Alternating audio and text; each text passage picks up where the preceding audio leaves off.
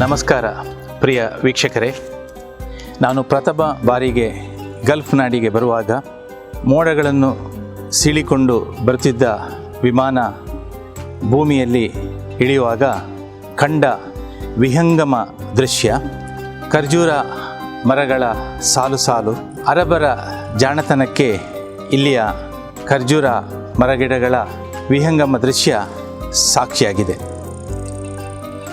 ಹವಾಮಾನಕ್ಕೆ ತಕ್ಕಂತೆ ಈ ಖರ್ಜೂರ ಮರಗಳು ಹೂವು ಬಿಟ್ಟು ಕಾಯಿ ಹಣ್ಣುಗಳಾಗಿ ಹಣ್ಣುಗಳನ್ನು ಕೊಯ್ದು ಸಂಸ್ಕರಿಸಿ ಖರ್ಜೂರದಿಂದ ತಯಾರಿಸಿದ ವಿವಿಧ ಆಹಾರೋತ್ಪನ್ನಗಳು, ಇದನ್ನೆಲ್ಲ ನೋಡಿ ಸವಿದು ಆಸ್ವಾದಿಸಿದ ಈ ಸುಂದರ ಕ್ಷಣಗಳನ್ನು ತಮ್ಮ ಮುಂದೆ ನಾನು ಇಡ್ತಾ ಇದ್ದೇನೆ. ಈಗೋ ನೋಡಿ, ಖರ್ಜೂರ ಗಲ್ಫ್ ನಾಡಿನ ಕಲ್ಪ ವೃಕ್ಷ. ಗಲ್ಫ್ ಎಂದರೆ ಮನಸ್ಸಿನಲ್ಲಿ ಮೂಡುವುದು ಮರುಭೂಮಿಯ ಚಿತ್ರಣ.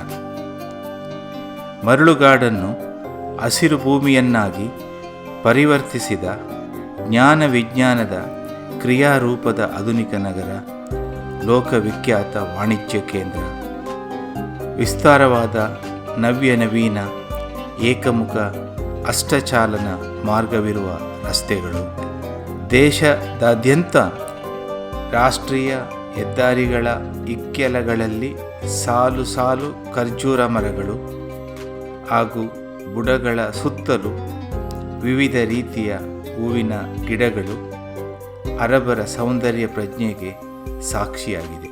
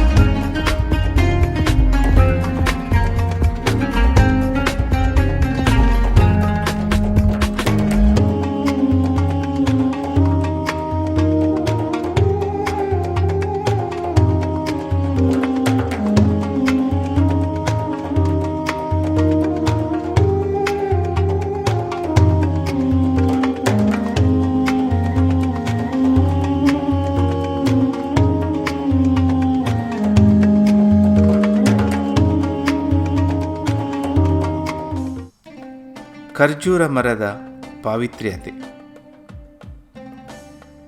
ಅರಬರ ನಾಡಿನಲ್ಲಿ ಖರ್ಜೂರ ಮರವನ್ನು ಪೂಜನೀಯ ಭಾವನೆಯಿಂದ ನೋಡಲಾಗುತ್ತದೆ.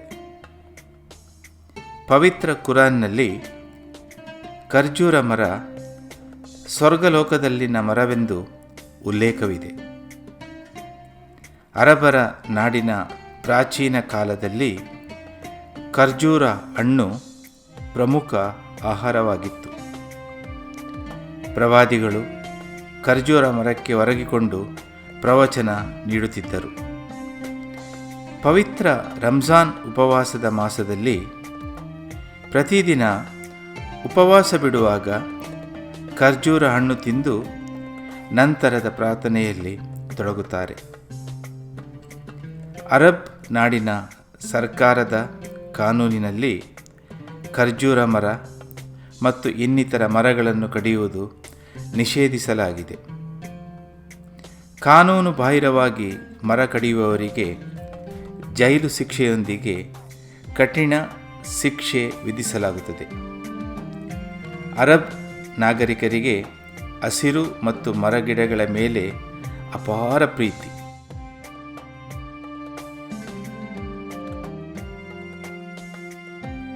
ಆಗಸ್ಟ್ ಮತ್ತು ಸೆಪ್ಟೆಂಬರ್ ತಿಂಗಳಿನಲ್ಲಿ ಖರ್ಜೂರ ಮರಗಳಲ್ಲಿ ಕೊಯ್ಲಿಗೆ ಸಿದ್ಧವಾಗಿ ತೂಗಾಡುತ್ತಿರುವ ಹಣ್ಣಿನ ಗೊಂಚಲುಗಳನ್ನು ಕಂಡಾಗ ನೋಡುಗರ ಬಾಯಲ್ಲಿ ನೀರೂರಿಸುತ್ತದೆ. ಖರ್ಜೂರ ಮರಗಳು ಸಾವಿರಾರು ವರ್ಷಗಳಿಂದ ಮರುಭೂಮಿ ಹಾಗೂ ಉಷ್ಣ ಹವೆ ಇರುವ Egypt, Iran, Saudi Arabia, Arab ಸಂಯುಕ್ತ ಸಂಸ್ಥಾನ, Algeria, Sudan, Oman, Libya, Tunisia, Iraq ಮತ್ತು ಭಾರತ, ಪಾಕಿಸ್ತಾನದಲ್ಲಿ ಬೆಳೆಯುತ್ತದೆ. ಖರ್ಜೂರ ಮರ ಹೆಚ್ಚಾಗಿ ಮಳೆ ಬೀಳುವ ಪ್ರದೇಶಗಳಲ್ಲಿ ಬೆಳೆಯುವುದಿಲ್ಲ. ಖರ್ಜೂರ ಮರಕ್ಕೆ ಬಿಸಿಲಿನ ಬೇಗೆ ಹೆಚ್ಚು ಬೇಕಾಗಿರುವುದರಿಂದ ಮರಳುಗಾಡಿನಲ್ಲಿ ಸೊಂಪಾಗಿ ಬೆಳೆಯುತ್ತದೆ. ಕನಿಷ್ಠ ನೀರಿನ ತೇವಾಂಶವನ್ನು ಪಡೆದು ಮರಗಳು ಹಲವಾರು ವರ್ಷಗಳು ಬೆಳೆದು ನಿಂತು ಫಲ ಕೊಡುತ್ತಿರುತ್ತದೆ. ಖರ್ಜೂರ ಮರ ಸುಮಾರು 15 ಮೀಟರ್ನಿಂದ 25 ಮೀಟರ್ನವರೆಗೆ ಬೆಳೆಯುತ್ತದೆ.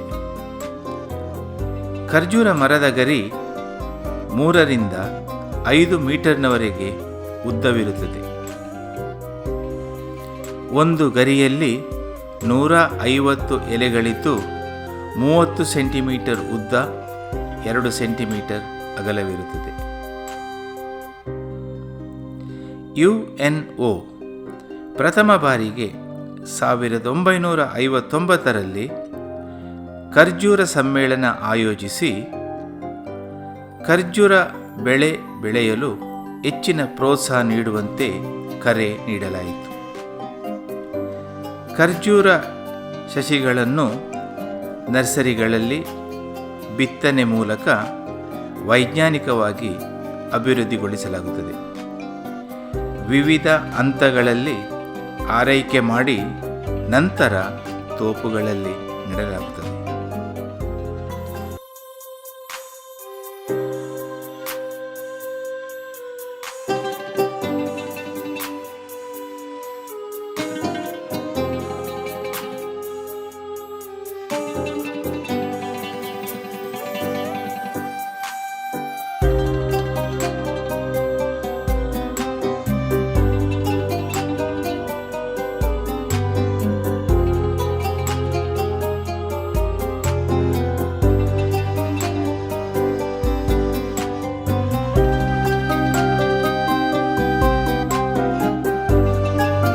ಖರ್ಜೂರ ಮರಗಳಲ್ಲಿ ಗಂಡು ಮರ, ಹೆಣ್ಣು ಮರಗಳಿರುತ್ತದೆ. ಗಂಡು ಮರಗಳಲ್ಲಿ ಪರಾಗ ಪುಡಿ ಕೊಂಬಿನ ರೂಪದಲ್ಲಿ ಉತ್ಪತ್ತಿಯಾಗುತ್ತದೆ. ಅದನ್ನು ಕತ್ತರಿಸಿ ಸುರಕ್ಷಿತವಾದ ಸ್ಥಳದಲ್ಲಿ ಸಂಗ್ರಹಿಸಿ ಇಡಲಾಗುತ್ತದೆ. ಅದರಲ್ಲಿರುವ ನಯವಾದ ಪರಾಗ ಪುಡಿಯನ್ನು ಗಾಳಿಯಾಡದ ಪ್ಲಾಸ್ಟಿಕ್ ಡಬ್ಬಗಳಲ್ಲಿ ಶೇಖರಿಸಿ ಇಡಲಾಗುತ್ತದೆ. ನಂತರ ಕೆಚಪ್ ಬಾಟಲಿಗಳಲ್ಲಿ ತುಂಬಿಸಿ ಹೆಣ್ಣು ಮರದಲ್ಲಿ ಅರಳುವ ಪುಷ್ಪಗಳ ಮೇಲೆ ಸಿಂಪಡಿಸಲಾಗುತ್ತದೆ. ಪ್ರತಿ ವರ್ಷ ಫೆಬ್ರವರಿ ತಿಂಗಳಿನಲ್ಲಿ ಉತ್ಪತ್ತಿಯಾಗುವ ಪರಾಗ ಪುಡಿಯನ್ನು ಸಂಗ್ರಹಿಸಿ ಮಾರ್ಚ್ ತಿಂಗಳಿನಲ್ಲಿ ಹೆಣ್ಣು ಮರದ ಪುಷ್ಪಗಳ ಮೇಲೆ ಪರಾಗ ಪುಡಿಯನ್ನು ಉದುರಿಸಿ ಪರಾಗ ಸ್ಪರ್ಶ ಕ್ರಿಯೆಯನ್ನು ಅನುಭವಿ ಕೃಷಿಕರು ನಡೆಸುತ್ತಾರೆ. ಏಪ್ರಿಲ್ ತಿಂಗಳಿನಲ್ಲಿ ಪುಷ್ಪದಲ್ಲಿ ಹೆಣ್ಣು ಮರಗಳ ಪುಷ್ಪಗಳಲ್ಲಿ ಖರ್ಜೂರ ಕಾಯಿಗಳು ಉತ್ಪತ್ತಿಯಾಗುತ್ತದೆ. ಕಾಯಿಗಳು ಬೆಳೆದು ವೃದ್ಧಿಯಾಗುವ ಸಮಯದಲ್ಲಿ 60% ಕಾಯಿಗಳನ್ನು ಗೊಂಚಲಿನಿಂದ ಕಿತ್ತು ಹಾಕಲಾಗುತ್ತದೆ. ಇದರಿಂದ ಉಳಿದ ಕಾಯಿಗಳಿಗೆ ಸಮರ್ಪಕವಾದ ಗಾಳಿ ಬೆಳಕು ದೊರೆತು ಸಮೃದ್ಧಿಯಾಗಿ ಬೆಳೆಯುತ್ತದೆ. ಮೇ ತಿಂಗಳಿನಿಂದ ಕಾಯಿಗಳು ಬಲಿತು ಆಗಸ್ಟ್ ತಿಂಗಳಿನಲ್ಲಿ ಹಣ್ಣಾಗುತ್ತದೆ.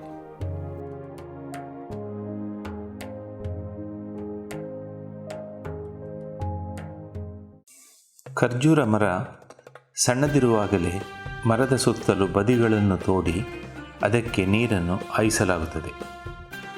ನೀರು ಹಿಂಗಿ ಮರದ ಬುಡದ ಅಡಿಯಲ್ಲಿ ಬೇರಿಗೆ ತಲುಪುತ್ತದೆ.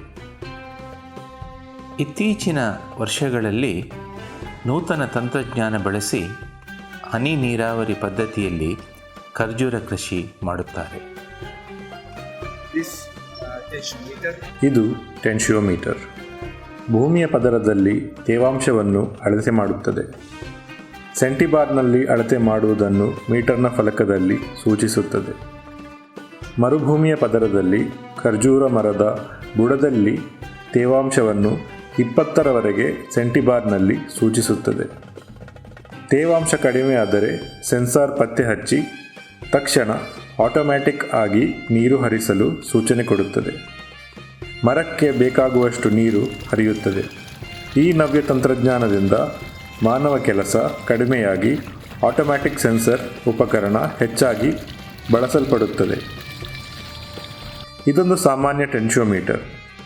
ಆಟೋಮ್ಯಾಟಿಕ್ ಮತ್ತು ಸೆನ್ಸರ್ ಇಲ್ಲದೆ ಕೃಷಿಕರು ಉಪಯೋಗಿಸಬಹುದಾದ ಉಪಕರಣ.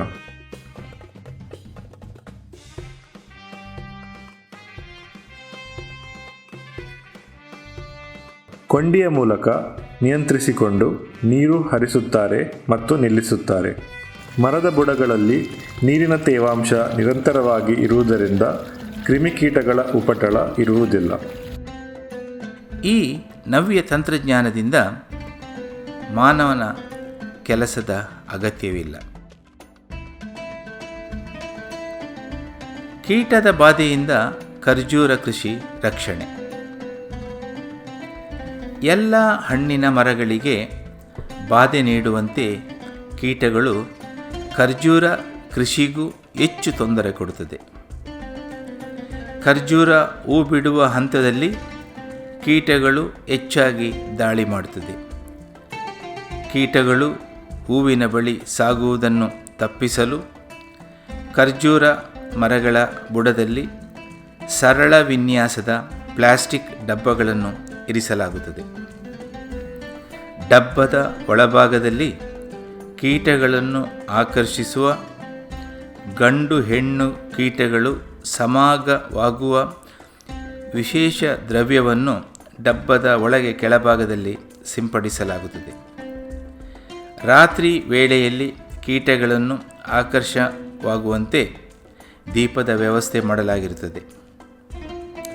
ಹಗಲಿನಲ್ಲಿ ದ್ರವ್ಯ ಸುವಾಸನೆಯ ಕೀಟಗಳು ತನ್ನೆಡೆ ಬರುವಂತೆ ಮಾಡಿದರೆ, ರಾತ್ರಿಯಲ್ಲಿ ದೀಪದ ಬೆಳಕಿಗೆ ಆಕರ್ಷಣೆಯಾಗಿ ಕೀಟಗಳು ಕೊಳವೆಯ ಮೂಲಕ ಡಬ್ಬದ ತಳಭಾಗ ಸೇರುತ್ತದೆ.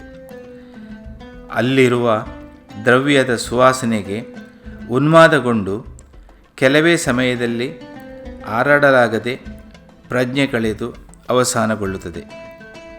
ಪ್ರತಿದಿನ ಬೆಳಿಗ್ಗೆ ತೋಟಗಾರ ಬಂದು ಡಬ್ಬದಲ್ಲಿರುವ ಕೀಟಗಳನ್ನು ಸಂಗ್ರಹಿಸಿ ತನ್ನ ಬ್ಯಾಗಿನಲ್ಲಿ ಹಾಕಿಕೊಂಡು ಹೋಗಿ ನಾಶಪಡಿಸುತ್ತಾನೆ.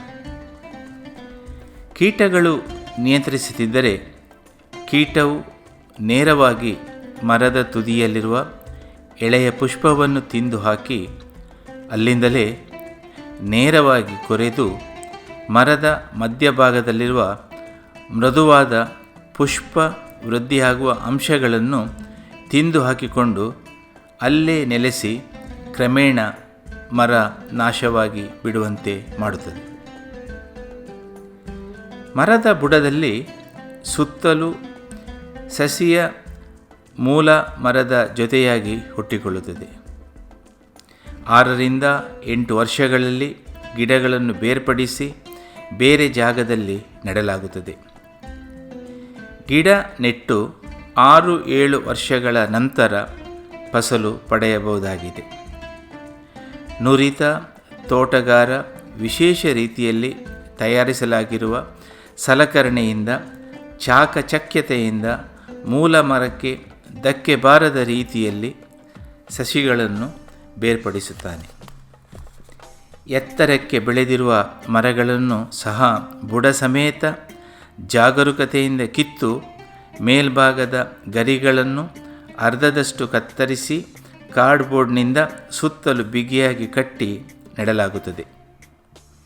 ಹನಿ ನೀರಾವರಿ ಮೂಲಕ ಮರಗಳನ್ನು ಬೆಳೆಸಲಾಗುತ್ತದೆ. ಖರ್ಜೂರ ಮರಗಳು ಇತಿಹಾಸದ ಪುಟಗಳಲ್ಲಿ. ಖರ್ಜೂರ ಮರಗಳ ಬಗ್ಗೆ ಇತಿಹಾಸದ ಪುಟಗಳಲ್ಲಿ ತಿರುವಿ ಹಾಕಿದಾಗ 5,000 ವರ್ಷಗಳ ಹಿಂದೆಯೇ ಖರ್ಜೂರದ ಬಗ್ಗೆ ಪೂರ್ಣ ಮಾಹಿತಿ ದೊರೆಯುತ್ತದೆ. ಮಧ್ಯಪ್ರಾಚ್ಯ, ಸಿಂಧೂ ಕಣಿವೆ, Saudi Arabia, Sudan, Mesopotamia, Egypt, Oman, Tunisia, Asia, ಉತ್ತರ ಅಮೇರಿಕಾ, ಸ್ಪೇನ್, ಮೆಕ್ಸಿಕೋ, ಕ್ಯಾಲಿಫೋರ್ನಿಯಾದಲ್ಲಿ ಬೆಳೆಯಲಾಗುತ್ತಿದ್ದ ಬಗ್ಗೆ ಮಾಹಿತಿ ದೊರೆಯುತ್ತದೆ. ಖರ್ಜೂರ ಮರ ಸುಮಾರು 75 ಅಡಿಗಳಷ್ಟು ಎತ್ತರ ಬೆಳೆಯುತ್ತದೆ. ಮೊಳಕೆಯಿಂದ ವೃದ್ಧಿಯಾದ ಸಸಿ ಬೆಳೆತು ಮರವಾಗಿ 7 ರಿಂದ 10 ವರ್ಷಗಳಲ್ಲಿ ಫಸಲು ನೀಡಲು ಪ್ರಾರಂಭಿಸುತ್ತದೆ.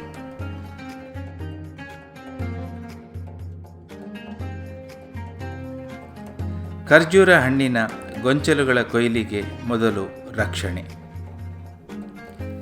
ಖರ್ಜೂರ ಹಣ್ಣಿನ ಗೊಂಚಲು ಕಾಯಾಗಿರುವಾಗಲೇ ಪ್ರತಿ ಗೊಂಚಲಿಗೆ ಮಸ್ಲಿನ್ ಬಟ್ಟೆಯಿಂದ ತಯಾರಿಸಲಾದ ಬ್ಯಾಗ್ನಿಂದ ಕಟ್ಟಲಾಗುತ್ತದೆ.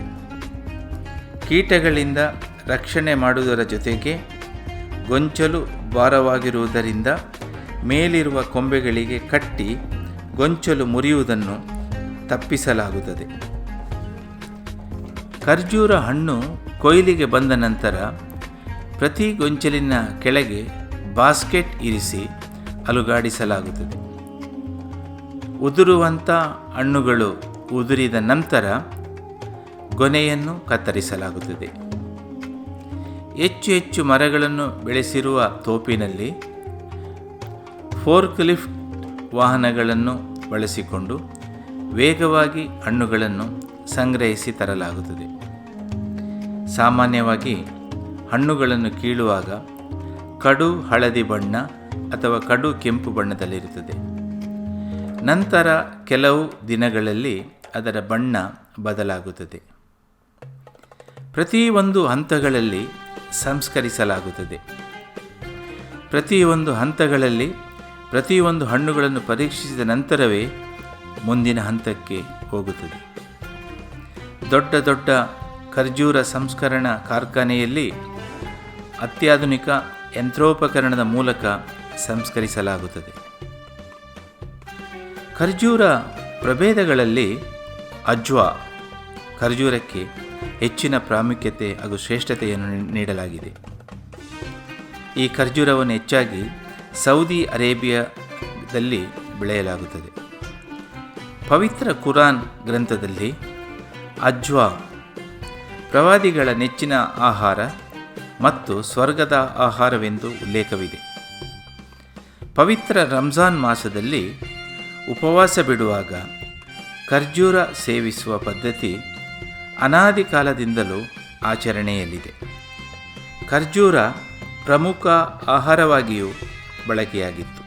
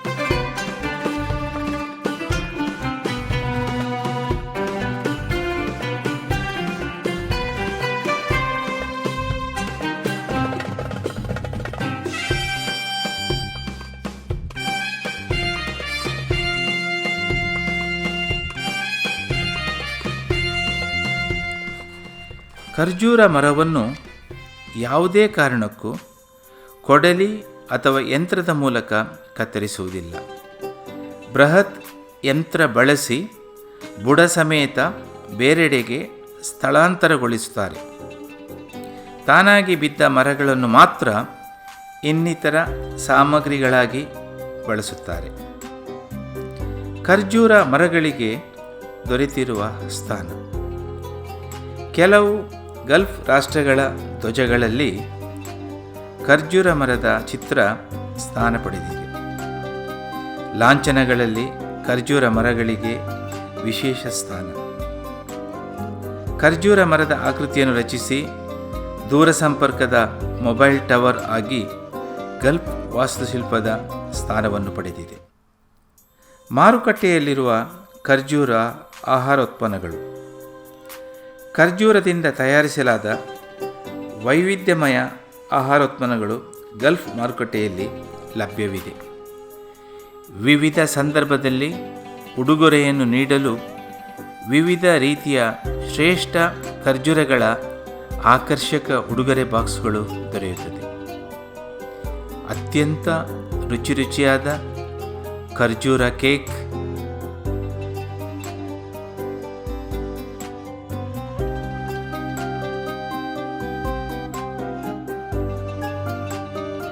ಖರ್ಜೂರ ಜಾಮ್,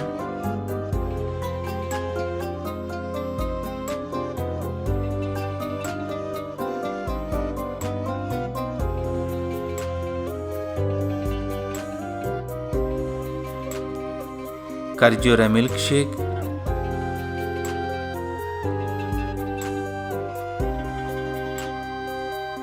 ಖರ್ಜೂರ ಜ್ಯೂಸ್, ಖರ್ಜೂರ ಲಾಡು,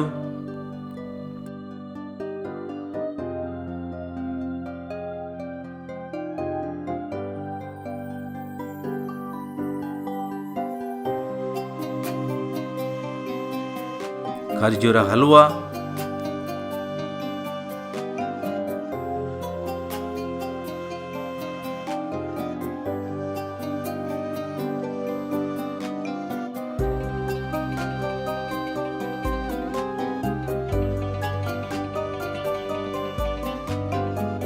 ಖರ್ಜೂರ ಬರ್ಫಿ,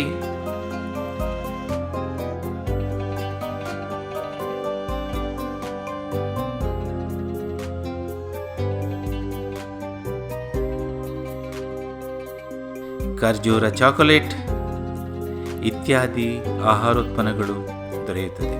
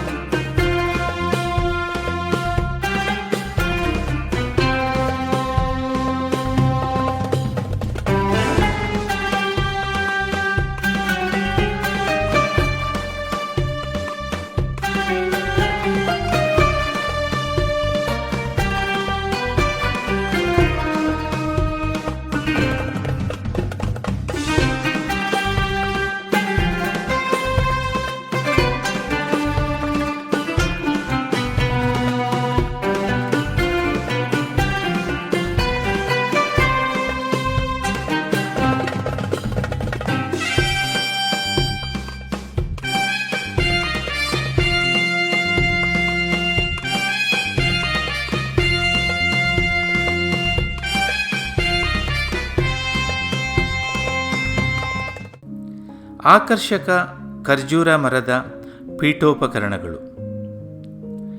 ಖರ್ಜೂರ ಮರಗಳ ಕಾಂಡ ಮತ್ತು ಗರಿಗಳಿಂದ ವಿವಿಧ ಪೀಠೋಪಕರಣಗಳನ್ನು ತಯಾರಿಸಲಾಗುತ್ತದೆ. ದೊಡ್ಡ ದೊಡ್ಡ ಬಂಗಲೆ ಮತ್ತು ಸೌಧಗಳಲ್ಲಿ ಈ ಅಲಂಕಾರಿಕ ಪೀಠೋಪಕರಣಗಳು ಸೌಂದರ್ಯವನ್ನು ಹೆಚ್ಚಿಸುತ್ತದೆ. Sofa set, teapoy, wall screen,